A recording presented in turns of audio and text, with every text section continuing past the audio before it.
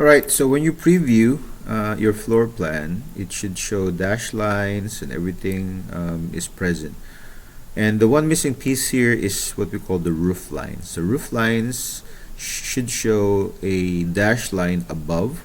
That means that there's something above the floor plan, okay, which is the edge of the roof. And you can't do that until you finish your roof plan. So what you need to do now is go back to your model space, and you need to copy all these edges. Okay, these are the edges of your roof plan, and you're simply going to copy them, and you're going to select a corner and make sure that you move that or copy that to the same corner. Alright, once you have that, all you're going to do is adjust the line type and make sure it is set to hidden or dash lines, and then you can just match property the rest.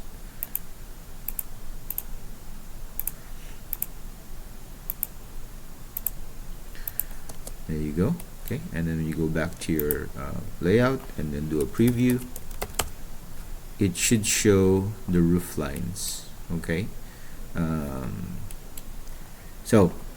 yeah,